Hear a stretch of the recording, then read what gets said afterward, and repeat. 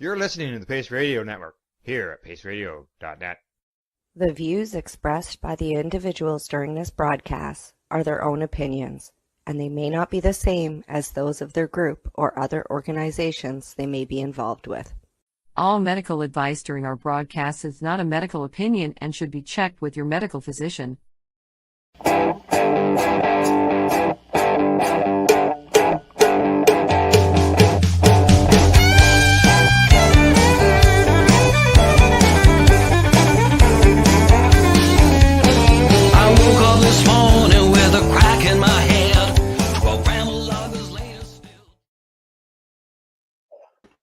Good evening. Welcome to the Pace Radio Show. We're live here at paceradio.net and 420pace.ca. Hello, Tamara. I'll get it all out. How you doing now? Today, anyways, a little bit cool, wet, and chilly. So I've been sort of, trying to get warm, basically. I'm feeling that. Other than that, I've had a bum knee for the last few days. That has been an ongoing situation. And I know it's funny that when they say, it's mild to severe, mild, like whatever, right? So I was going through because I had a bunch of blood work and stuff done. So we have a portal. So I went through all that, like from 2018 till when, because that's was the starting of when all my shit started going south till now.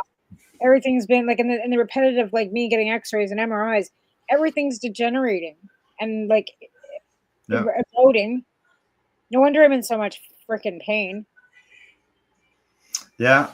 Well, I just had a talk today with the nurse at my doctor's office, and she's sending me out for some updated work that hasn't been done in many years. And, it's just between the fact that I had one doctor that just sort of basically come down to my specialist, looked after me, right? Yeah. And then, so now I've got one that is looking at all that stuff, all those things that, cholesterol, bone density, things like that. Yeah. I got a ringing out yesterday from my doctor because my vitamin D is so low that calcium won't even fucking absorb into my system, and your bones are gonna fucking crack. Correct. Exactly. That's exactly what my specialist told me. So I gotta take vitamin D and fucking iron. Yeah. Yep. Exactly. That's what I'm at. Having to take the vitamin D and calcium actually. And that's what I was doing with the nurse today. I gotta take calcium too because I'm not lactose intolerant with colitis, right? Right. I do a lot of dairy, so. Yeah. Exactly. So did they no mention about a dietitian or anything like that? Well, no, because mine's lymphatic and there's nothing. There's no treatment for it. Yeah. Like I got a book here that, is for colitis and Crohn's, but mine's lymphatic. It's not the same as ulcerative, right? No. I can't eat anything. Now, as far as, I guess, everything else, that would be, blood tests, all that the doctor would have to go through. And we did a whole whack of them, and like things are all out of whack. Like my creatine levels are high. I'm not diabetic. My whatever A13 or at 5.3%, which is perfect considering the candy that I eat. I'm surprised. But my thyroid's normal. Like all the things that she was checking for, except for my hemoglobin's low, my creatine's high. If things don't change in the next 6 months, she might have to look at a transfusion. And I'm like, I'm not giving you a B12. They're not losing blood, right? Right. So, well, because I'm eating a lot of meat. I told her, I said I'm eating red meat like continually. So I don't want to add any more iron or vitamin B to my diet because I'm eating nothing but red meat. But you're low, but your hemoglobin's low. Yeah. I'm not bleeding from anything or anywhere either. No, yeah. Well, you would know, right? If you had a leak. Right, I'm not leaking. So I don't know what they're looking. Anyways, like, I don't know. But again, the black mold in this house might be a reason for all of it. Yeah, I seen your post. You've got a bit of an issue there at the house. That it's nasty. So yeah. Yeah, obviously you got to do something about that. I Yeah, don't know move, what you're going to do. move, But move, like move. move. Like I gotta get out of here. Like then I had this lady today come and she's like brought some of my trinkets off me, right? And I'm like telling her kind of what's going on. And her husband's this a carpenter, and I threw a number at her. She's like, "Really? Would you sell it for that?" And I'm like, "Yeah, fuck, I just want out of here." They're like, "Oh, they want to come look at it on Saturday." I'm like, "No, I'm not quite ready for that yet." Like, because people are wanting to lick everything up here. There's nothing here, right? They're Right. living in a 2-bedroom apartment costing them $2,300 a month. Oh, I know. The alternative isn't very good either. Like, yeah, you don't I'm, rent I'm gonna live an like a gypsy. apartment for $300 anymore, or $350. No, I'm gonna go and buy myself a $200,000 RV, and I'm gonna live like a gypsy. Well, I know some people who do that. They travel. Yep, I'm not gonna travel too far. I'm just gonna like go buy a lot and set it up with a nice skirting and polarize it and make it so Check I your can. bylaws. Check your local bylaws. Oh, we've got lots available out here at Owls Nest, like that are already like set up, especially Oh, for that. really? Eh? I Oh, can wow. I can buy an RV on a lot out there for actually under $100,000 with an RV already on it. Already there. With a little bow, we can build bunkhouses on it too, so you can actually Mhm. have like a bunkhouse in the back. And this Yep. one's got a bunkhouse on it. It's got a 40-foot RV already, like fifth wheel already on it, and I can buy it for $89,900. Place to live. Yeah. Right? Well, yeah. And a lot out there is $30,000. Some of them are only 20. Oh, I don't know what it'd be like living in the RV in the wintertime though. It wouldn't be any different than living in this house because this house has got no insulation. Oh, Either. yeah, you got a point there, don't you? Yeah. At least the roof wouldn't be fucking leaking. You know what I mean? Yeah. Like, Yeah. like, I don't know. Like I said, I don't know. Like if I put it, if I went just even like to Yaklik, which is just a little further west, it's not Mhm. as cold. Yeah. Another 20 minutes west, and it's not. It's a whole different climate. Oh, really? And so it's warmer, which is good. Yeah, I can go into the Okanagan, right, which is only 4 hours away from here. Kamloops 4 hours away, and that's a whole different climate too. I can go live in the desert, Nasoyas, which is 6 hours from here, right? Like, my husband can fly. It's not like you're gonna fly him to Estevan, you can fly him here. They'll fly him back and forth, right? So yeah, Yeah. doesn't matter where we live. I'm not going to Grand Prairie. Oh, in Alberta. Alberta and way north. And So anywhere, I don't think you want to go anywhere near Alberta. No, I don't. But then something's saying maybe I should go back and fight that whole mess. Be another voice, be another vote against it. Because here I can talk about it, but I can't vote. But if I'm there, no, there you go. And you can go. Then you could vent for for good. So, all right. they can have vapor lounges there at least. What's that? They have vapor lounges there at least. Well, exactly. There's there's perks. There's perks. Yes, exactly. Exactly. As far as some good news, I know here in Ontario, there's been a lot of people, including myself, that over the last 6 years have been screaming about the fact that our stores are required to have our glass covered so that the kids can't look in the window and see adults buying packages that are in plastic. Did they finally take your legislation off too? Because ours has been off now for 2 years. Yeah. So now we've pulled the legislation here in Ontario. I'm not sure when it comes into effect, whether it's right away. I think Mr. Carney should get a little knock on the door about nationalizing the MMJ program back to being just federal and fuck the fucking goddamn provinces too. It makes it too ridiculous. The different regulations. You can't even get Remo's Nutrients weed in BC because of their stupid non-trading by whatever, trade whatever. Oh, that's what, for plant nutrients for food and stuff?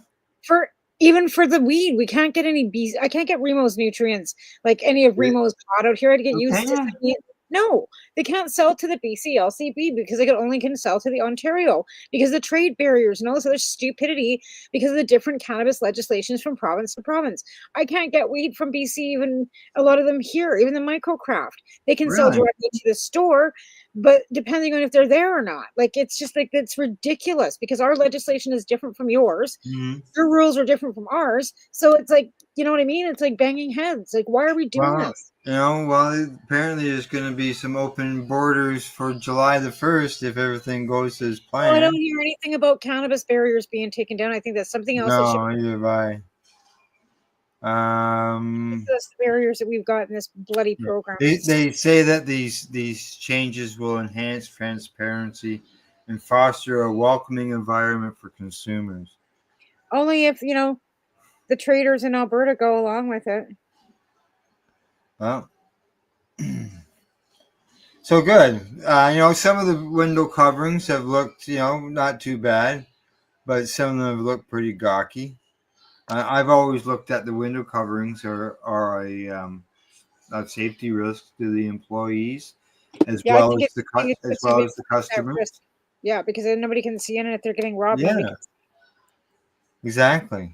Yeah, I thought that. I wish that was a public safety risk too. Let's see. They agree it creates safety issues for the staff and the customers. And that's, partially what's been going on. There has been some robberies at the stores. So, they say Alberta and British Columbia have also removed your plastics. Oh, yeah. Yeah, covering. I think it's been like almost 2 years for now. Yeah. Yeah. And now they put nice, there hasn't been any more children admitted into any type of care because of the thought that they saw cannabis leaf. No, nobody's no. No travesty from watching mommy and daddy go in and, buy a box of beer either, I don't think. Well, why just box? Why don't just sit at the table at the local restaurant while they're having dinner, right? They can order a couple of drinks there, right? You can take them into a pub here till 9:00. Oh, there you go. So you take the family in there for dinner. Dad gets, pie-eyed, strapped on fucking blackout. Mom's taking him out in the cart and the kids are walking behind. That happens. Mom's pushing Dad in the kid's cart because he's, yeah. Yeah. That unfortunately, it does happen, and it's on a daily. Yeah, on a daily. I'm not looking at hotboxing with children or anything like that, but for them to stop them from looking into the store, you can look in, pubs. You can look in the window of the pub. I know in the local pub we could do that. We went out for wing night like a few weeks ago during the election, and we're sitting in the Fenwick. Yeah. And in there they got high chairs to bring like 3-year-olds to the table while they're ordering their bottles of beer and their wine and their chicken wings. Like, why not just put a cigarette in your mouth while you're doing it? Yeah, no, thank you. But these coverings, there's no need for them. It's over-regulation. We've been so over-regulated, like we're children, and that's how I feel like we've been treated as adults in former, past, present, whatever provincial legislation, municipal. They're treating us like we're little kids, kind of like the First Nations people feel like they get treated like they're the parent and we're the kids. Like, we're not smart, we're not adults, we can't make our own decisions, we can't make our own choices, we can't police ourselves. And obviously, one bad apple has made it so that we've got this over. Well, yeah, exactly.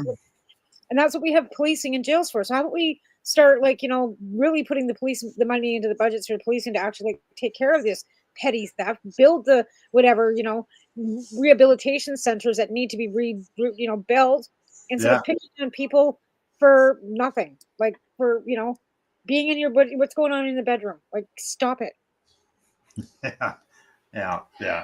Now, so I'm glad to see that they've dropped this. Now, it doesn't say when it comes into effect, or whether I haven't seen any, but I'm sure that the places that have put some money into putting the coverings on the glass, some good money, probably don't want to take it down right away. But I could see some stores that might have a mix.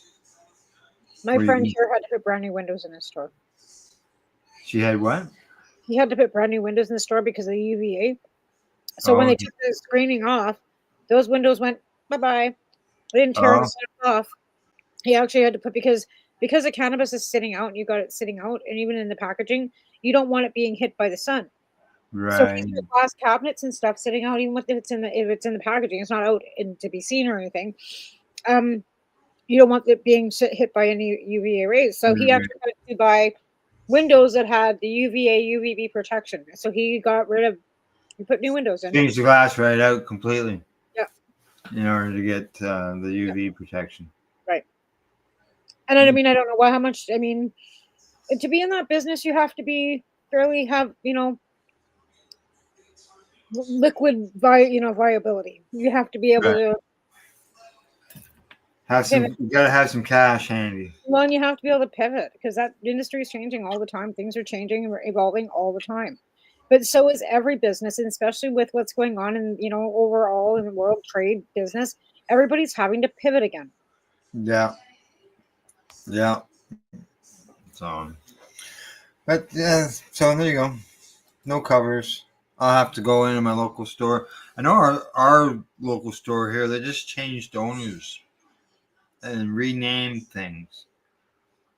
The place doesn't have a lot of windows, but I can't, because of the branding name of the store was all in signage that wasn't in windows. Right. And they had a wall. You walk in the door, there's a wall. You have to walk alongside a wall. I would say there's probably not a lot on the window, and it was basically the wall was being the blockage. Right. For them. Yeah, I've seen a few places like that too here, or a couple. But like I said, we had several stores running. We've lost 2 for sure.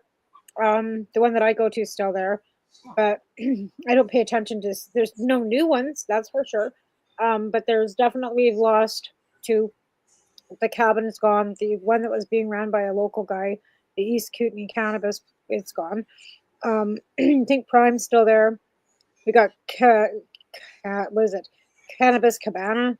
Cannabis Cabana or whatever it is. Yeah, but they're a franchise. Like, if you go to Cannabana, whatever it is, like all across the country, it's a franchise. And then we used to have another one over by Starbucks. I think it's still there. And then one by the liquor store, which is the BC liquor store owned one, or the BC government owned one. Yeah, we lost 2. We like I said right from the get go, we had too many. How can you have 12 stores and you have a population of 20,000 and not all those 20,000 use the cannabis store? Yeah. Thanks, Lisa, for the thumbs up. The as well as I believe Joe. Thanks, Joe. Another thumbs up. Yeah, our local stores. I'm on the backstage again. I don't get to see any of that stuff again. You're on the guest, I guess. Eh? Yeah, I'm a guest. And actually, I sent you the link different this time because you mentioned something in the last show about not being able. So I grabbed the link from another spot, and it's still sent you there. So I know how to. I think I've got another answer to the solution to that. And we'll talk about that afterwards. So. Oh, sure. I mean, it doesn't matter. Like, just that I can't see what everybody else is doing. Which is all. I should be able to see the comments. I'm sitting with the comments here. I should be able to see it, but I can't see how many people are viewing, who's liking what. I can't see it. No, you can't see any of that. No. Our local stores, there's only been one store that's closed in the local towns around me. And that was, the story behind that had nothing to do with money. It had something to do with the owners. There was an issue there. Right. Yeah. You did come from a town that, said no and opted out to having them at all. Then you're moving. Yeah, that might have been it, where they were moving ahead of time and didn't get the store. But Yeah, we've got 5 stores between the 3 towns that I would visit, and yeah. So do you think the population per capita now, like, or in Ontario, like, how many towns do you think are still opted out? Like, how many towns are they still towns that aren't opted out, or Oh yeah. There's still towns that have opted out. I could go to the listing and find out all the towns and stuff. But I'm gonna say it's probably somewhere around 60, because it was high as 70, 75 when I was looking into all that stuff. Just Ontario, or is that across the country? That was Ontario. That didn't have that opted out, right? Right. No, I know some of the towns are getting their taxation money anyway. So what would be the point of opting in? Yeah, well, they're not going to get that advantage, but they'll be able to. No, I outright asked one of my city councilor where was the $57 million that the city would have gotten over the last 6 years for cannabis taxation, and he didn't have a clue even what it was or that it existed. Oh, I mean, city councilor, and you don't know where $57 fucking million of revenues coming or going into the city? What? You got your city got $57 million from the provincial government. Well, they should have, because every municipality that has opted into legalization is entitled to $11.2 million a fucking year. That's written right on the. Well, yeah, because the provinces take 75%, and then it's supposed to filter down to the municipalities at $11.2 million a year if they've got stores, because those stores are collecting provincial sales tax, and that's supposed to be sent back to the municipalities in transfers. Now, is the provinces not doing that? Like, where's that gap? Why is the city's not reporting it? But when you have a city councilor, when you ask, so $11.2 million a year works out to, after 7 years, is $57 million. I did all the calculations because I keep bringing it up. Where's the fucking money? And I'm not talking out my ass, because it's not the feds that's collecting it. They're collecting 25% GST, right? So where's that too? And you boast all this money going out, like you're collecting from a new industry in our country that's bringing in billions of dollars. Where's the goddamn money? Nobody knows. Well, yeah. Now your city council. What about you? Did you get a hold of the provincial MPP? No, because he's a conservative, and I'm on the other side of the bench, and he's a stinky car salesman. No. And I didn't vote for him, so he won't do anything. I know some people who have sold cars. I know a guy right now who sells cars. He doesn't stink. I don't mean that. But this guy, like, he's one of those conservatives that if you didn't vote for him, you don't exist. And this is the provincial end of things. Oh yeah. If it was Shapika still, the guy from before, I could have went to him and asked him. But I think you still gotta ask the question if you haven't. I still think you have to ask him the question. But he's a conservative. We got an NDP government. They sit on the other side of the aisle, and they can't do anything. Well, he's the elected official. He should have the answers, or be able to get the answers. I don't expect them to know your answer right off the bat, but I would think that they should be able to, get that within a reasonable amount of time. Wow. You never know until you ask, right? Oh yeah. I'll go rolling right in there. The last time I wrote, flag raising secretary. The last time I wrote my MP, I got a letter. On that particular one, it was just felt like a standard reply. They just changed the name at the top. Another time, he actually addressed my concern, and that was about studies of cannabis, because he was against cannabis, and I pointed to Mark Ware's study on smoked cannabis out of McGill University, and he responded back and said that the study was too small. And he's an expert, and he knows. Yeah, he was a former police officer. That doesn't mean he knows anything. I know. I know that. If he would have said he was a doctor, I might have went, oh, maybe. But No, this guy no. doesn't know anything about research studies or any published Yeah. fucking medical journalist shit. He's a cop. He's a police officer, correct? Or yeah, he was. He's not anymore. Now he's just a paid, public Yeah. servant. Living off, $150,000 of our money. Right. Talking about money in cannabis, I see there's a report out that say that they want the government to change the cannabis excise Oh yeah. tax again. Maybe not again, but just another report saying, hey, you got to make a change here. Well, because the companies have to pay duty themselves. Excise tax, yeah, which is $1 a gram or 10%, whatever is greater or something. But it leaves the province, so that's why a lot of them don't. And it always works out the dollar a gram is the greater because the price of a gram of cannabis dropped so low. So the government was actually benefiting from that. Yeah. Yeah. That's why a lot of companies are trading elsewhere. Yeah. Cannabis to other countries. Yeah, they say when the formula was enacted in 2018, cannabis was selling at approximately $10 per gram. And they said that was in the medicinal channel. Today, licensed producers sell their products for approximately $3 per gram. So, yeah. You can see where, because the 10% is only 30 cents. So the dollar is greater. So the dollar goes, right? Yep. So it's pointless. Then they're basically making nothing. They're paying it all out in taxes. Here you go.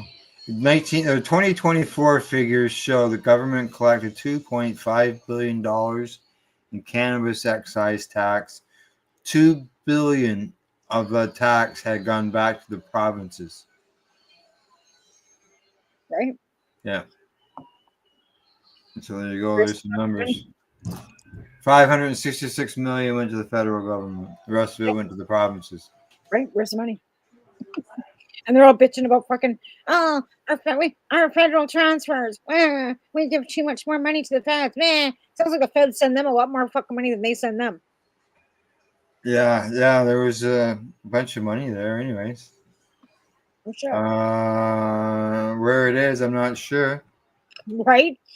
It's contributed to treatment and recovery. The money's supposed to be going into law enforcement, treatment, recovery, community safety units.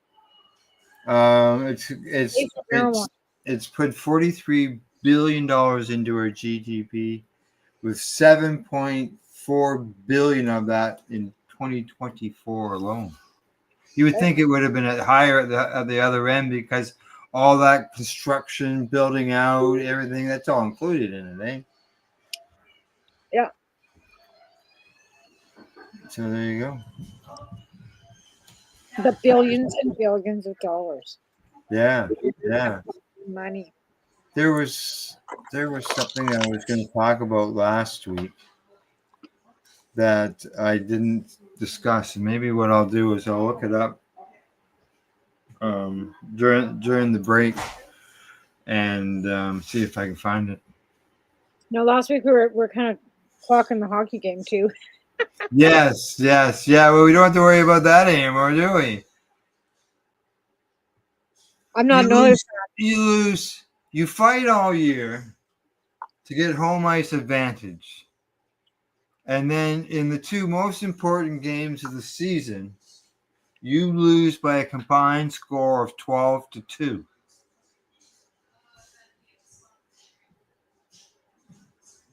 I think they're cursed. I think that arena is cursed because it's been different players and different coaches and different. They need to knock that building over and build. They're not in the original arena that Harold had them in. The Maple Leaf Gardens, the original place, is now Loblaws, as well as a practice facility. Well, maybe And they need to offer they have that newer building. You know, maybe it wasn't built yesterday, but it's not old or ancient. No, something's got that team cursed. That there's just absolutely like they're cursed. yeah, Like, I know. Like they do so well, and then all of a sudden it's like, "Blah!" It's like when Like you say, they have what is it? They've changed everything. They've changed coaches. They've changed general managers. They've changed players. Hey, I got a friend out here that she's got a room dedicated just to the Toronto Maple Leafs. Like, I mean, you walk in there, the curtains are Toronto Maple Leaf, her everything. The couch has got a blanket, Toronto Maple Leaf. She's got like plaques and pucks and all kinds of the walls just plastered with everything. It's all Toronto Maple Leaf. Cups and mugs and anything like yeah, she's got everything in layers, radios, and oh my god, you name it. All big Leaf fan. All Leaf. She's crazy. That's been really disappointing. So, well, all right. Yeah. Yeah. It was because we can't watch the game live. We watch the guy who's pretending to be Bob Cole, and Sports Check, which is a big sports chain, clothing chain, right? Apparel and everything.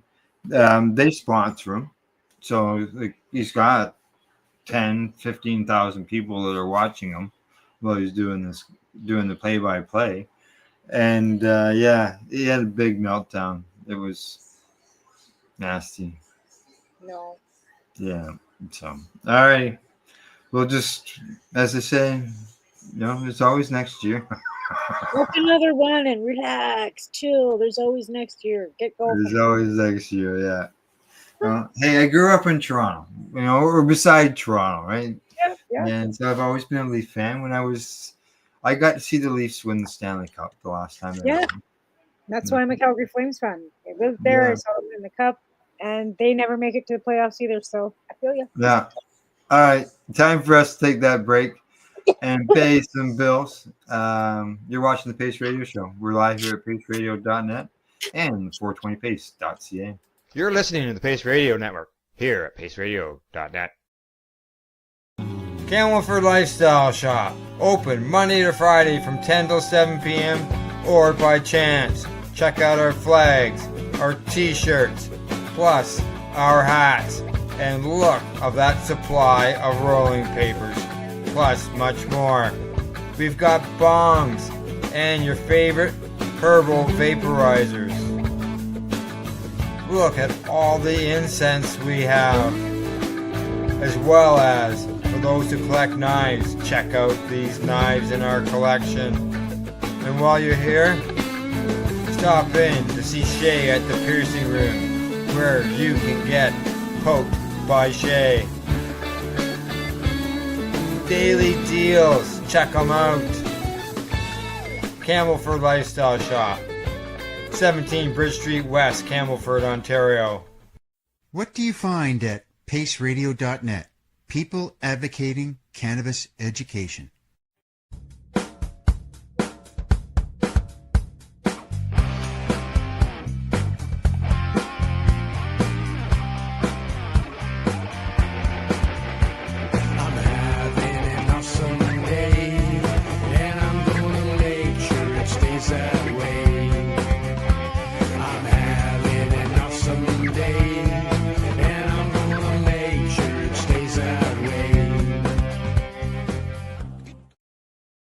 Limestone City Hydroponics is Kingston, Ontario's hydroponics shop. Take your growing to the next level and create the optimal environment with a tent kit, or maximize your yield with an ebb and flow flood table kit. Either way, Limestone City Hydroponics has more sizes and options to fit your needs. Are you looking for the power of the sun that adapts to your budget? Then look no further, as they have professional grow lighting. They have indoor grow systems that are easy and cost effective, with many options to fit your living space and lifestyle. Cultivate your growing potential. We have everything you need to succeed. And if you can't make it to the store, They offer local delivery to the greater Kingston area. Remember, when you're looking for experts to help you grow, then look no further than the locally owned Limestone City Hydroponics, 105 Sunderland Drive in Kingston, Ontario. Call them at 613-548-0420. Rerolled Saturdays. Check it out. Nothing but non-stop cannabis and psychedelic programming. Find it at 420pace.ca. You're listening to the Pace Radio Network here at paceradio.net. Hey, welcome back. You're watching the Pace Radio Show live, paceradio.net and 420pace.ca. And before the break, Tamara, I mentioned that there was an article or some information on Canadian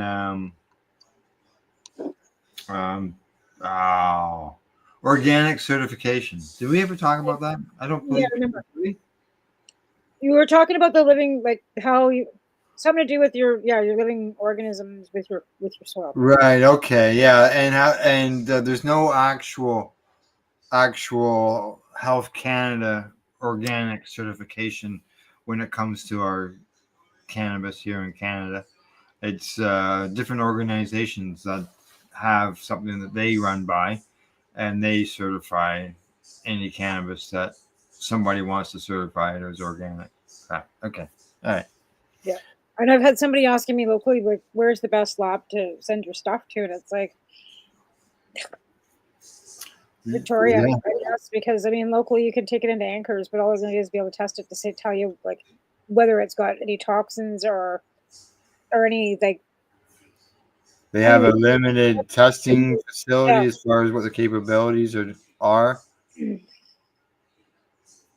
Well, it's a chronological machine, the same as they've got like at Test Your Drugs, right? Like the same machine Dana has. Chromatography, yeah. Yeah, so I'm just wondering if that would be a good place to send him to get his cannabis tested, but it's not going to give him. It's a different test for the pesticides, correct?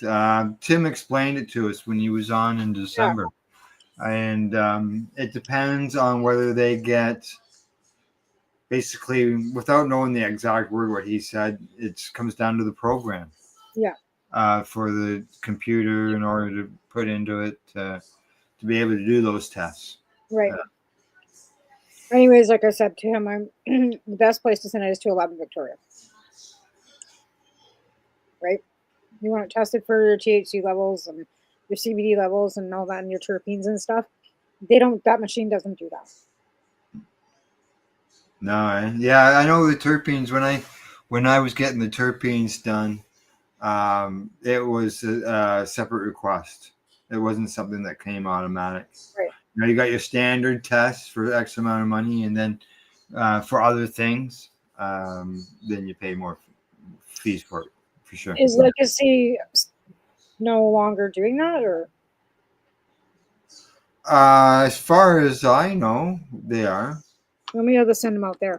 Maybe I'll just tell him to send his stuff to Legacy Port Canada. Yeah. Yeah. That solves everything. Go to the website and contact them that way. Okay. Yeah, I'll tell him to do that. So, good deal. Let's see, what else have I got here? I've got a couple studies. Let's see. Musculoskeletal. I think I got that word right. Pain patients experience symptom improvements, minimal side effects following sustained use of cannabis. Which is good. Interesting. Yeah. Experience. Okay. This was published in a journal called Curos. It's all one word.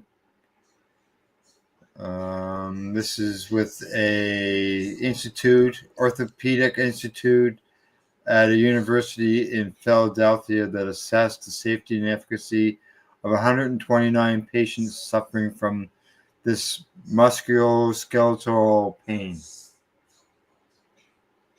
There were patients that were part of the medical cannabis access program within the state, which is good. And they said over 3/4 of the study subjects reported using at least one type of cannabis product daily. And most of them, 64% of them, chose using topical formulations. Yeah. Yeah. Not much of a recreational thing that they consider it here in Ontario or Canada. It's wellness. It's all about wellness. Wellness, exactly. It's all about wellness. It's not medical, it's wellness. It's kind of like that whole consultation about putting, cannabis behind a counter in a pharmacy or selling it in a bottle beside the Tylenol. They said that 93% of the pain patients said that cannabis improved their primary symptoms. And they said cognitive and motor effects were minimal for most users, with 72% reporting no impact on their thinking, coordination, or motor functions. I can see that. Yeah. Sure. Now they haven't gotten to the point where they say how much they've consumed. They said that 40% of the study participants acknowledged reducing the use of traditional analgesics, including opioids, followed by medical cannabis initiation. And they say that's consistent with other studies as well, which we've reported on that many times. Yeah. And they say they close it up with saying long-term medical cannabis use is a stable and well-tolerated option for managing chronic musculoskeletal pain with high patient-reported efficacy and minimal cognitive impact. So, well, that's the whole thing. Like, you take an opioid, depending on your body and your metabolism, either sitting in a chair, unable to be coherent, drooling, or you're in bed sleeping, depending on what your how much your dose is, right? With cannabis, you're not going to be like drooling, sitting in a chair, not being able to be cognitively, And that was my argument when people says, well, how can you do that for pain and take care of a kid? I said, you know what? This is, at least I'm awake. Yeah, exactly. I'm not drooling in the chair, not being able to function because I need to run after an 18-month-old. But hey, I smoke a couple puffs on this, and at least I'm able to run after him and not sitting in a chair drooling like a fool. Yeah. Take your pick. Yeah. No, I always complain about muscle pain. Maybe that's what my muscle pain is the muscle skeletal type pain. And I just smoke cannabis. Because they're always asking me about my joints, and they're not talking about the ones that I'm smoking. No, because you could have psoriatic arthritis, right? Because you've got Crohn's disease. So when you've got psoriasis, I don't know if you have psoriasis or eczema or any autoimmune disease like we have, it usually can manifest into an arthritic, because it's an inflammation of your joints, right? Yeah. Hence, colitis kind of progressively got me. But I guess my dad's mom was riddled with rheumatoid arthritis too, right? So apparently it's genetic as well. But if your autoimmune system's all overactive, okay, so I've got an overactive immune system. Why they feed me methotrexate to keep everything down. It's got nothing to do with the colitis. It's everything to do with the rheumatoid arthritis. Now, you're already taking biologics for your Crohn's disease. So if you've got also pain within your joints, that could be directly connected to the Crohn's. Yeah. Well, I'm not a doctor. But there is psoriatic arthritis, right? So if you get psoriasis, that's what my doctor always thought I had. She thought it was a psoriatic arthritis. And I'm like, no, I don't get psoriasis. I don't have skin rashes. I don't have eczema. No, I don't. Yeah, I don't either one. But I know it's inflammatory or rheumatoid, right? Depending on which day of the week I go see her. Yeah. I know that when I first got the Crohn's, they had mentioned to me about hips. And one of the things they suggested was to do a lot of walking. And so our dogs over the years have gotten 4 walks a day. Right. In order to, use those joints and try to keep them going good. And that's what I was talking to the nurse today about was, fish oil and all that kind of stuff for your joints too, right? But depending on whether it's your actual osteo, which is the joint degenerating, right, which is what osteo is, or if it's actually inflammatory, which is the muscles around and the tendons around the joint, they cause inflammation to cause that joint to seize up and not be able to function properly. Sort of like my knee. Because I'll tell you, sometimes it feels like the kneecap is just keeping it all in place because everything else wants to explode. Yeah, it feels like it's broken, like you broke a bone. If you ever felt the pain of like a broken, like when my wrists are swollen, it's like I broke my wrist. I've never broken a bone. Oh my I've god, had a it's fracture.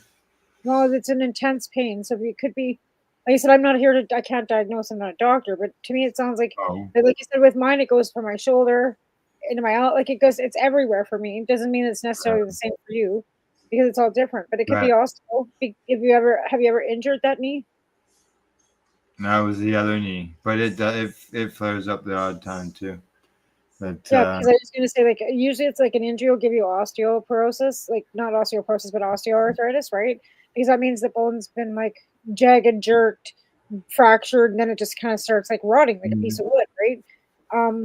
But if it's, like I said, depending, because it can also be lack of nutrition too, which causes our bones to deteriorate because of our sure. colitis, right?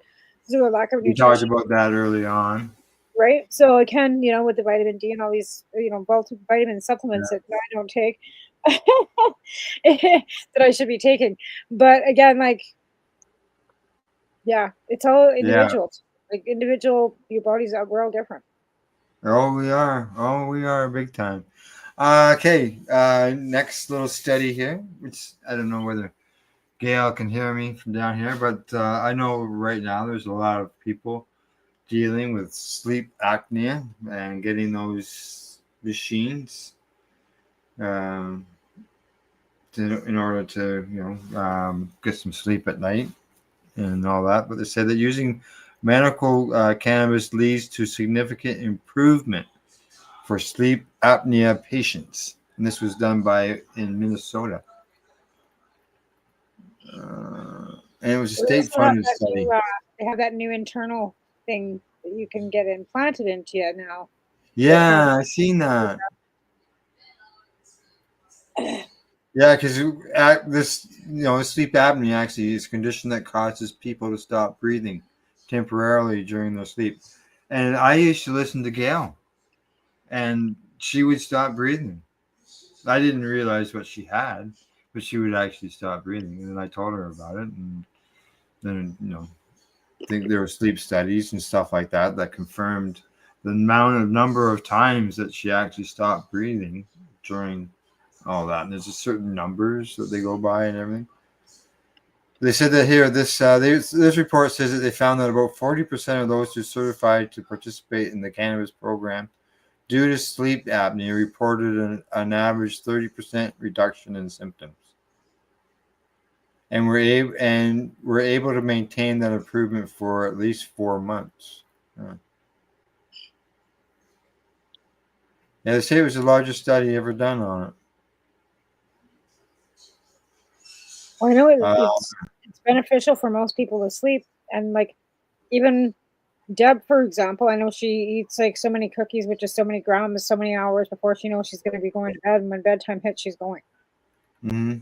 And she sleeps through the night, right? Yeah. I don't have any problems going to sleep. Not what's it's that's what I said to the nurse today. She asked me about that. And I said, "Oh no, I just go to bed, go to sleep." It's like Alvin. He lays down, he's snoring in 2 minutes, and I'm like laying here for like an hour listening to the voices in my head. Yeah, I can both do that. Yeah, I like going camping and stuff like that. So what I've started to do lately is I set the timer on the TV, and I can turn off the picture of the TV, so you just have the audio only. So I listen to crickets before I go to sleep. The crickets and the frogs, same thing as if you're camping, right? Like I could literally just open the door and listen to them. Right. But it's too cold. So yeah. I know, like what is up with this? Like it's like after the May long, right? Usually we should be out planting our stuff, right? There's still snow on the top of Baker Mountain and the top of like there's like that nice snowy picture I put up like not for my cover not too long ago. Right. It's still like that. Yeah. Everything's Yeah. still just Fine. half the snow. Like it's not been any more than 10 degrees. It's not Yeah. warm. Today was 10. Tomorrow was a high of 9. We had frost warnings the other night. And that's why I don't put my plants out on the May 2-4 weekend, because it can get cold. You know, little seedlings going out there right now, they'd be freezing their It'd be little nose frozen. off. Oh, I lied. It's 14 degrees right now. I lied. It's Uh, supposed to be down to like 7 degrees tonight. No, uh, overnight 3 degrees. So that is like yeah. borderline frost. But like I Yeah, said, we had the frost warnings. We're at 10. So yeah, no, we haven't had any of those in town. I know they had frost out at Wycliffe. yeah. But again, like I said, with everything that's going on with me, like I'm not even giving. I was gonna plant and do all these things, but what's the fucking point now? Yeah. Well, just wait until it's over. I usually wait till the 1st of June anyway, so. No, but I mean, I got them in cups on my kitchen table. Those seeds beans that I found last week. I Yeah. planted 5 of them last week in cups and dirt on my dining room table. So Yeah. they're sitting in cups and dirt on my and the LEDs, right? They're You not put going. holes. Did you use the solo cups and put holes in the bottom of them? I used actually pink paper cups and I put holes in the bottom. Yeah. So many people don't. They don't realize that water's So got you have to have drainage, because if you don't have drainage, you just rot in the root. Like you have to have right. something. Bottom. Exactly. Yeah. So, But again, like it was like I took, like I said, just dirt though. Like I didn't play around this time. I just plopped them right in dirt. Anyway, we'll see what happens with those. But again, like even like planting, I was gonna plant like sunflowers all around that thing in the backyard and string. Like I had yeah. plans. Like, I had no intentions of moving. I had no intentions of having to leave. I was thinking the summer was going to be great. I don't have to work. I can work in the red room. I can work in the yard. I can just putz around. Now I got to pack my shit and fucking move. Like, Yeah. Yeah. And you don't know where you're even going to move to. no. And my Yeah. yard's got, like, I'm not going to have a yard. Yeah, you won't know. No. They say that 16% of Americans aged 21 and older say they use cannabis as a sleep aid. I know I've used it quite often as a sleep aid, especially like early on with my Crohn's and all that stuff. Yeah, for sure. Like Now I'm in a different situation, but back then, oh fuck. that's exactly why I allow my, rather than melatonin and everything else you can pump into a teenager, that's not good for them either. Like, and then I had somebody say, well, their brain's developing. I said, yeah, I'm well aware of that. Like, it's not like he's puffing it all day long. Like, it's for sleep. Period. End of story. Pediatrician's already signed off on it. What are you gonna do? Doctor agrees. Yeah, like doctors will sign off on much worse things, right? He did. I got them sitting here in a bottle. Shake, shake, shake. Prozac. There you go. And he doesn't never wanted to. And I told the pediatrician when he phoned today. He asked me how'd that go? I went. I filled it. It sat in the drawer, and it's still in the drawer. Yeah. And then he asked him, and I walked away, let him have some time on the phone with the doctor by himself. But the doctor asked him how his mental health was, and he said it's a lot better since my mom quit working. Really? And that's what I heard from him as I was walking away from it. Like, anyway, and he even feels better because he's not eating junk food because I'm cooking. It's like, oh wow, like, yeah. Okay. Let's see here. I thought this was a good news story, in a way, just to know that there won't be any heavy hands going on here. But the state of Minnesota signs the first of its kind agreement allowing Indian tribes to sell legal cannabis outside of the reserve. So outside of the reserve, which we only see a little bit going on here. There was, I think, as you mentioned recently, the Nova Scotia one that was right on the border. Yep. Then they raided there. Yeah, but they took everything. Like they packed up their little hut, their little can, either the sea can, put it on the Yeah. back of the truck and hauled the whole thing away. That's ridiculous. Yeah, they're going to be allowed to operate.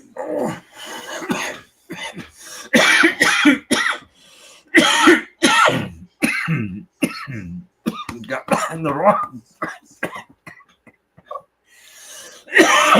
8 stores.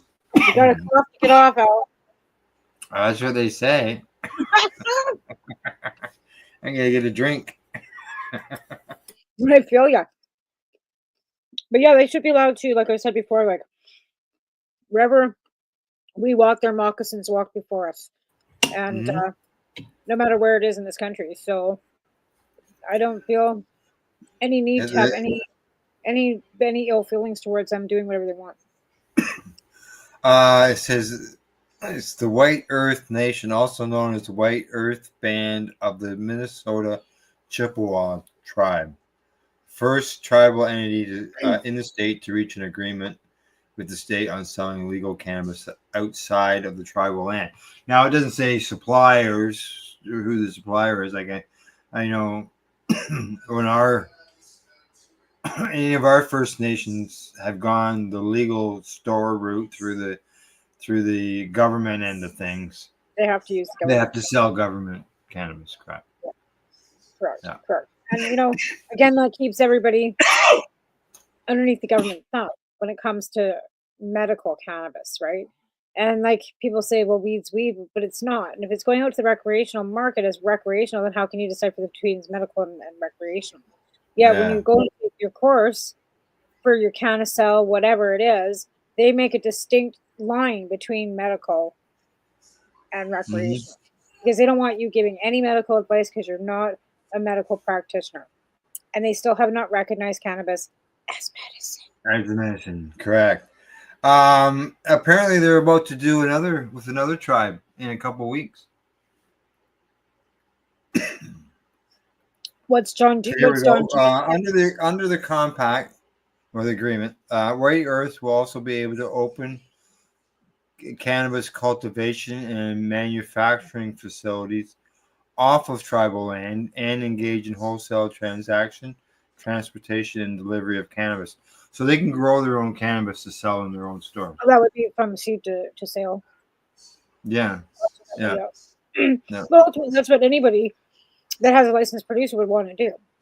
Like, why should a licensed producer have to then, send it out to another lab to be contracted out, send it out to somebody else to be packaged, bring it back, and then have to send it somewhere else to be, sold? Why not let them just have it manufactured, processed, and sold right on location? Why is that hard? Yeah. Oh, I know. Well, that's the farm gate thing, right? And there's still restrictions on that.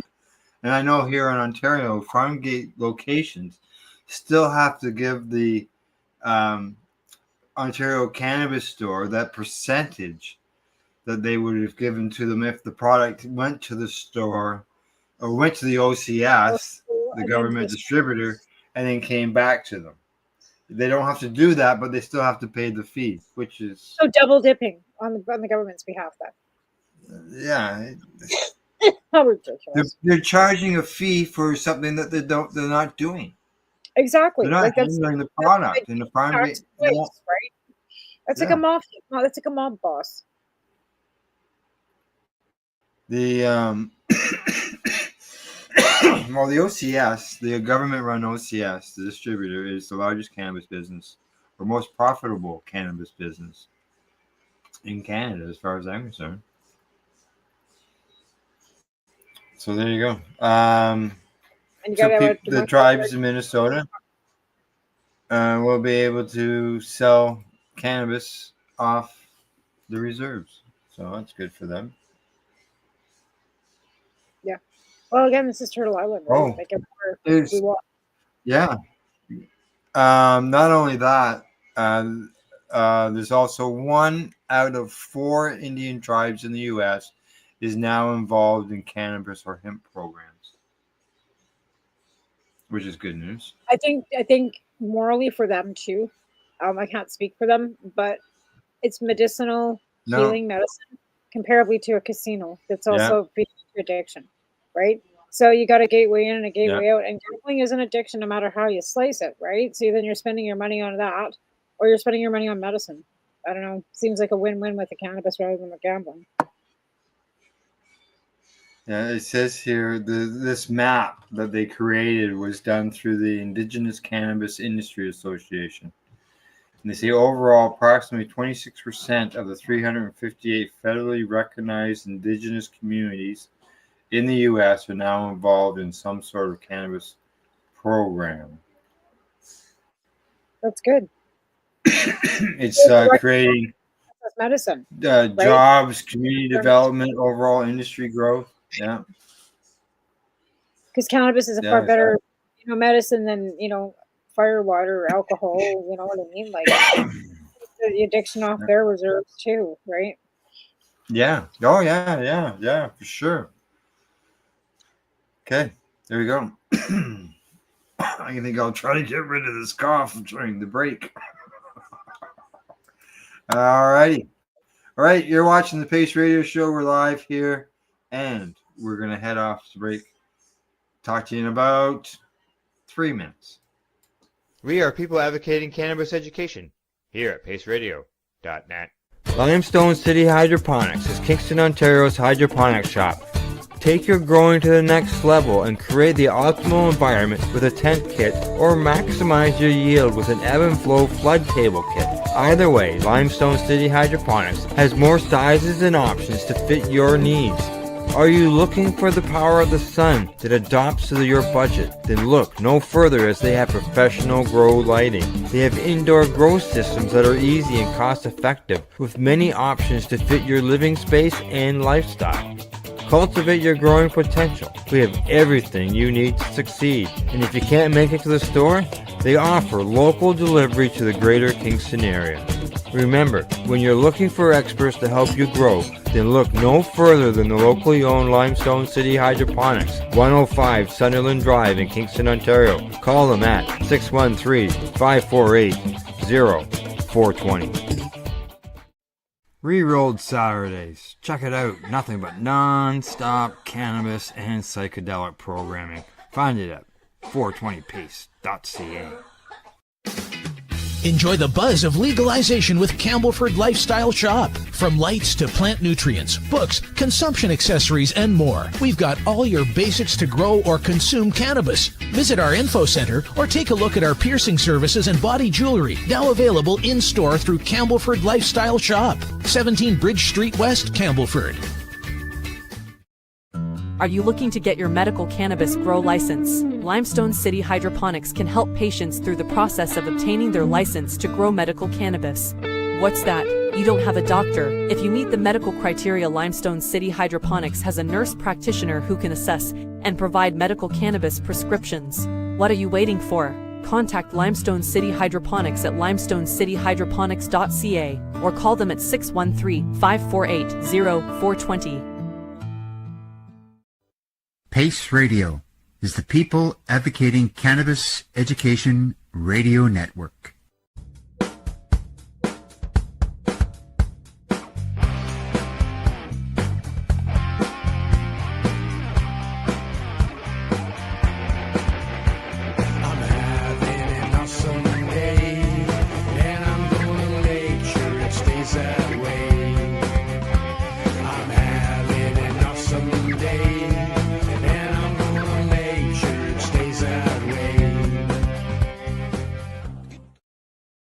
You're listening to the Pace Radio Network here at paceradio.net.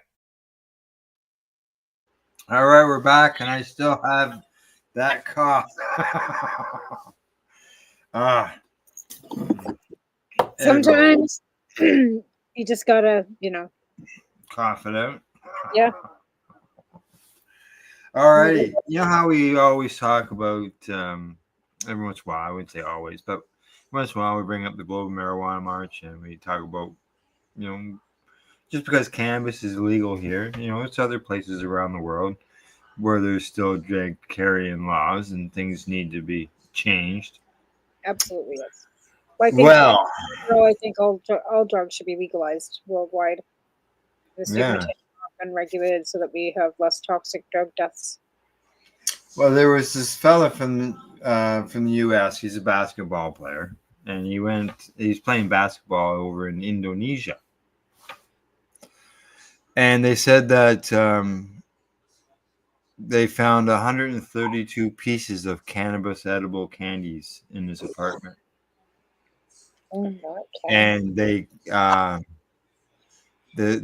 rest came after authorities said that this fellow received a suspicious package that was shipped from Thailand, because it says that where cannabis is legal medicinally, so that's why it was suspicious, because it came from Thailand where they have legal medicinal cannabis. So yeah, in the end, he is facing death by firing squad. What? Yeah, exactly. What? Yeah. That's ridiculous. Uh, How um, barbaric is that? They said four people were executed by firing squad 10 years ago for drug crimes in Indonesia. He's played all around the world. Okay, let's see. I'm just trying to see what else they may say here on this. That's complete craziness. They said that when he was arrested, he was yelling, "Help, help." And it says that he later appeared silently at a news conference with authorities. Oh, now at the very last sentence, it says it's not clear if he has been charged with the crime. So he's been busted for these 132 candies, and he could face the firing squad if he's charged. Whether he's facing it or not, it just shows you that, yeah, there's still countries out there that have Barbaric laws. That's yeah. barbaric. Yeah. Like, and who would want to be the person that had to be on the other end of that pew to do that? Well, it's the same as the person that has to inject the drugs into someone to Yeah. die that way or flip the switch. Some people are probably happy to do it because they're looking at it as they're getting rid of somebody who did something bad. When you look at somebody with the murder end type of things, but this is just a guy who ordered some cannabis edibles candy through the mail. Should be not face firing squad. No. Yeah. Unbelievable. Oh yeah, big time. Unreal. It's so barbaric. It's like there's so many. There are countries that have death penalties for cannabis. I'm sure I could look that up. Here, I'll use my phone and I'll look that up, and you'll be there is. Well, the Philippines, their president has been now shipped to The Hague to be tried for war crimes. Sorry, for killing people in the Philippines for drug use. Yeah. So you have one country over in that area that is now executing, justice on the person that executed people for their usage. Yet then you've got another country that's going to execute somebody for their usage. Yeah. I think that president needs to go to The Hague too. Yeah, finding. Okay, here we go. What we got here? Saudi Arabia, Indonesia, Malaysia. They say here it's no longer imposed in the Philippines. Now they say extrajudicial killings now are commonplace.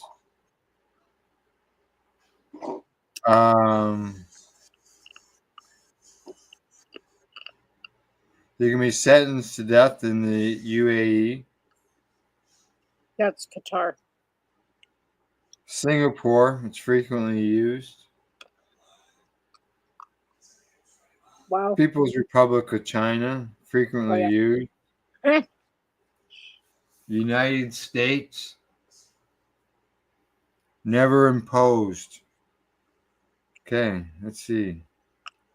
The U.S. federal law allows for the death penalty for those who have extraordinary amounts of cannabis. They say the word drug here.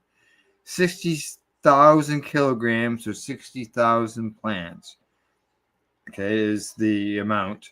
They say, or part of the continuing criminal enterprise in smuggling contraband, which nets over $20 million. Now, from an article in 2018, it says here that Attorney General Jeff Sessions sent a memo to the nation's federal prosecutors, urging them to seek the death penalty in cases involving large-scale drug traffickers. The memo points to an existing, very little-known federal law that already allows for such punishment. As they just let El Chapo's family in. What's Trump that? just let Trump Yeah. just allowed El Chapo's family in from Mexico. Yeah. So there you go. You could actually die from a death penalty. So that's federal law, okay? Now you have in the United States, it's against the law federally. So what would prevent them from going at a licensed producer in a legal state and giving the board the death penalty? Nothing. They're producing those numbers. Yeah, nothing. What if we became the 51st state? No thanks. Yeah. But you know what I'm saying? Everybody that's so for that. Think about that. Your licensed producers are producing too much, you're going to get executed for doing it. You could technically get executed under federal law. As I said, it's never been imposed, but it is there. Right? Yeah. Now here's another one that might get you. Some people would agree with this. Some people wouldn't agree with this. But in the States, the GOP lawmakers want an investigation on whether government workers buy cannabis with federal credit cards. Well, who's stupid enough to buy your cannabis with your fucking work credit card to begin with?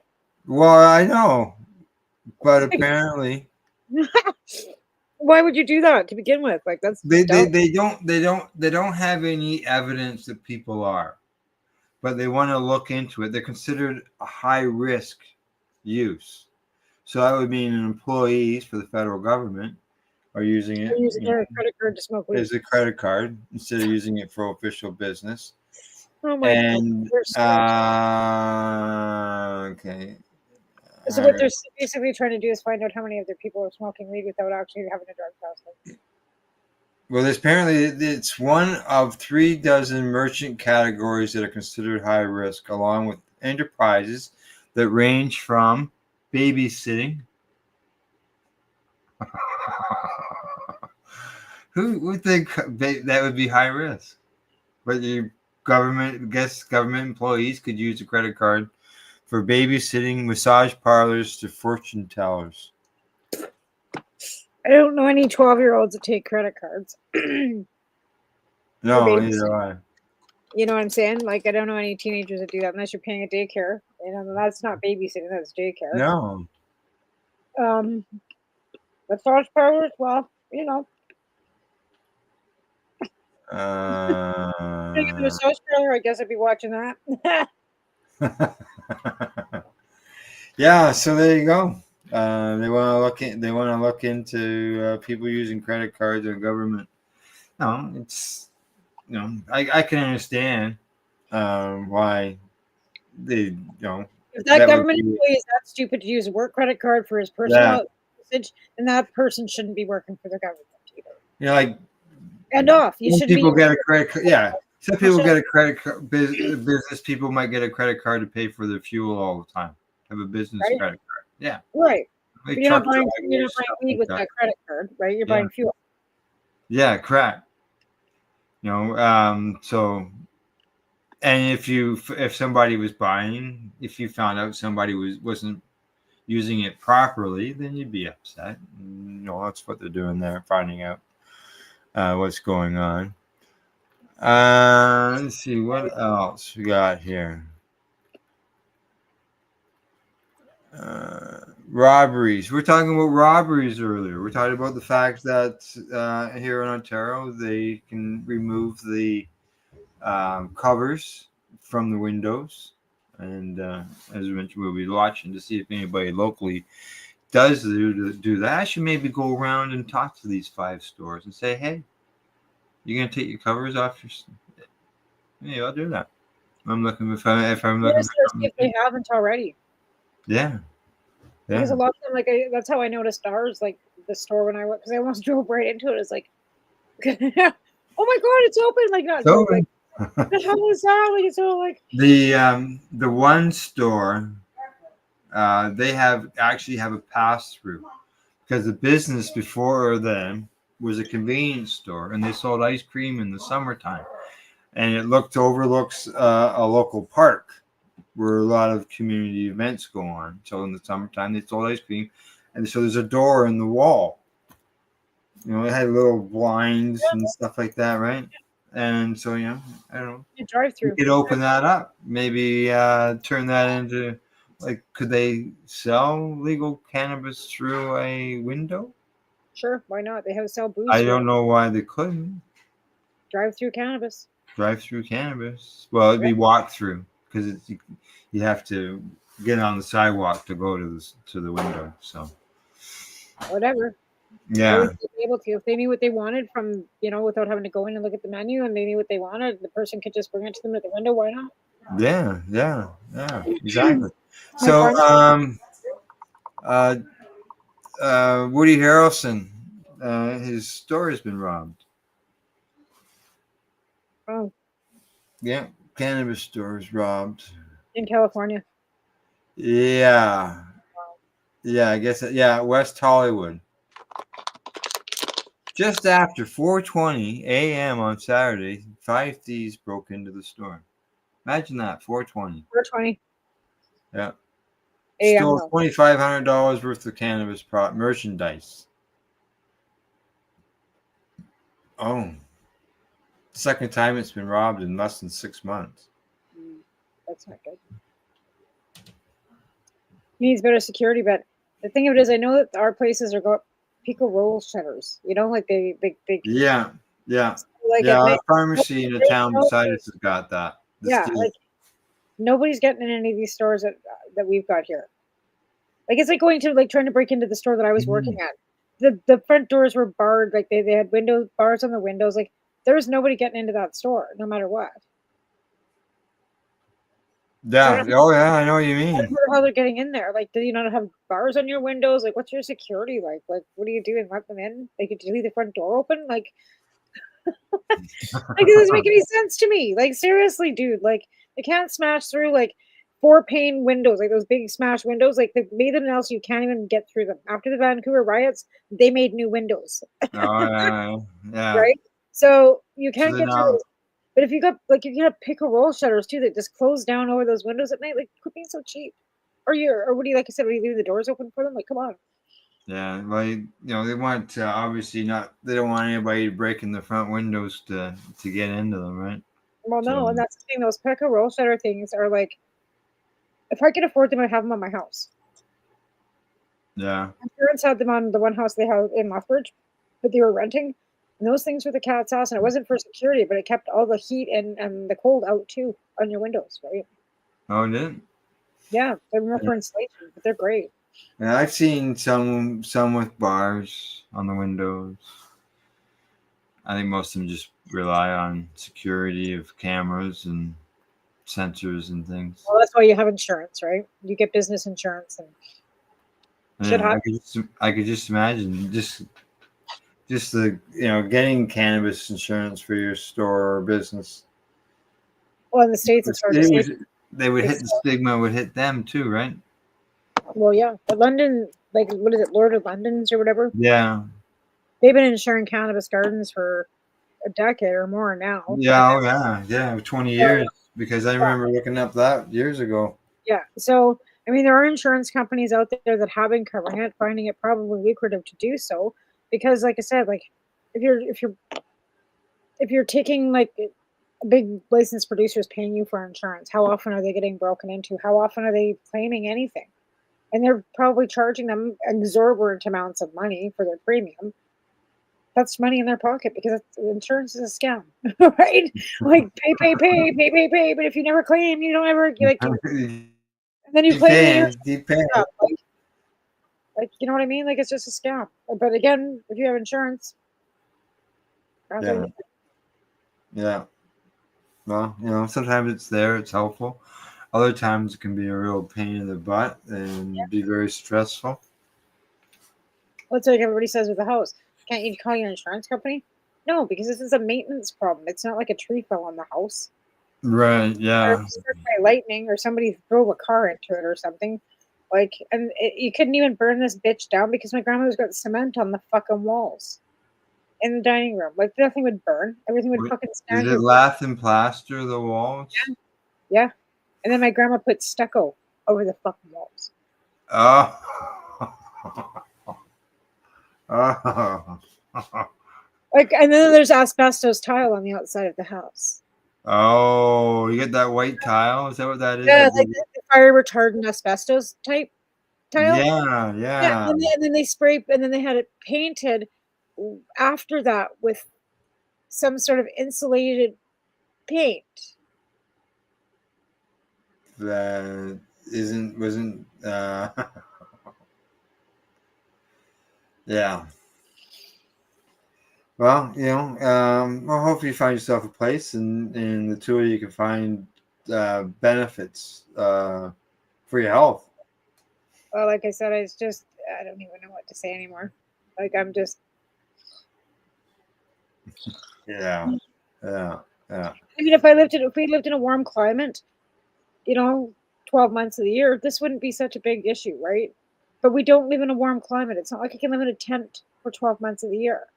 Like, I don't live in Mexico. No. Like, I'm not in the tropics. You know what I mean? Like, if I lived somewhere warm, it would be not an issue, except for the bugs, But bugs and snakes, I guess. But right now, like, I can't even mow my lawn and have to put a tent in the backyard because it's been raining for the last 2 weeks, pretty much. Yeah. Well, we're just about to get into a week's worth of rain, so. So like I said, I was going to throw a tarp over the red room. There's a couch out there, throw a blanket on it. Like, there's a barbecue. Usually it's so hot, I don't cook in the kitchen in the summer anyway. Right. Like, there's a fridge out there too. Then I could clean out the big fridge and sell it. Because I'm not leaving my appliances here for anything. Like, the house isn't getting sold. Like, I'm taking the rod, I'm taking the walls down. Like, I'm taking out the board that has Taven's, like, from the time he was 4 all the way to the time. Yeah. We had one of those when we sold our first house where all the kids were born. Yeah. That was I actually took a picture of it, knowing that who knows how it's could it still be there? I doubt it. It's been 7 years, 8 years since we moved. Well, when we lived in Coronation, he moved in there when he was 18 months old, and we had the same board. And when we left, because the people that bought the house said they were going to demolish the house, we popped that fucking board off and took it with us. Oh, okay, yeah. I couldn't. I guess I could have removed it and then replaced it, but that would have been obvious because the door frame was an old door frame. I'm going to take the doors out of here too. Like, I've got original doors that are like 100 years old with the doorknobs still attached to them. Like, if this place is being sold as a demo, then I'm taking all these things with me. I'll put them in a storage because it's my heritage, whatever, right? It's my grandparents' house. I'm taking anything that's not tagged. No. So, as long as you got a spot to put it.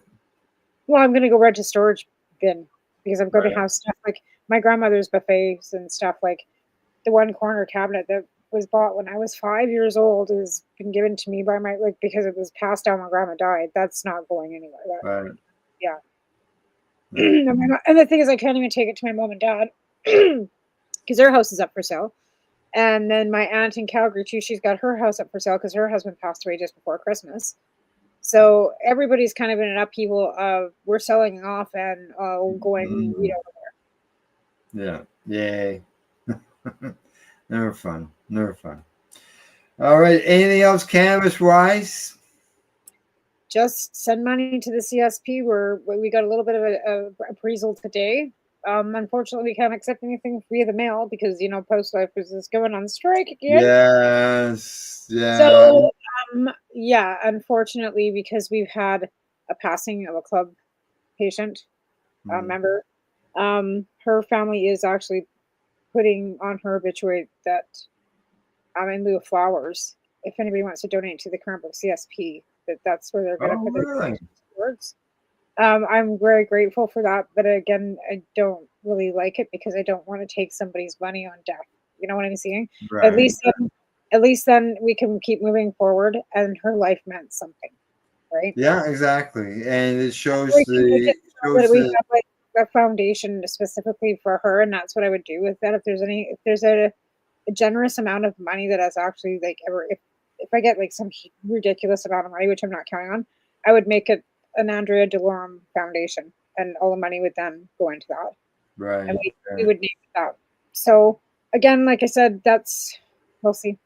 Again, I'm not counting. No, you're not counting on it, but I think it was recognized what you did for them before, improve the quality of life, right? Like I said, Lonnie and I go way back. He's used to work for my uncle. Like, he's the only connection I have to my uncles anymore. Mm-hmm. My uncle was a flagger, and he knew both my Uncle Brad, my Uncle Morley, and both of them are gone. So in this town, like I said, the only family I really have left would be him. Like, you know what I mean? Like, so when he got, it's heartbreaking. Yeah. All right. So send stuff, Cannabis CSP, Cranbrook. Cranbrook Cannabis Substitution Program to tamaralee3@gmail.com. And yeah, if you need my address, you have to send me a Facebook message. Yeah, there you go. And we're grateful for everything that we get, and we really appreciate all the people that are helping us and continue to help us and have helped us in the past, and that will help us in the future. Yeah, exactly. It's always appreciated, no doubt about that. All right, let's see. Other than that, I'm going to say goodbye, sign us off. Thank yous go to our sponsors, LimestoneCityHydroponics.ca and the Campbellford Lifestyle Shop, as well as @ease.ca. Thanks to everybody who tuned in to the video broadcast, as to those who are going to listen to the podcast version, the audio podcast afterwards.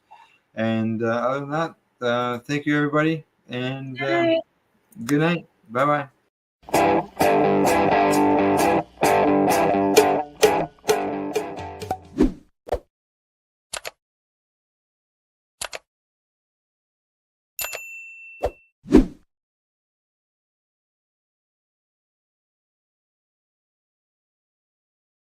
Let's share PACE everywhere. That way it can help create peace.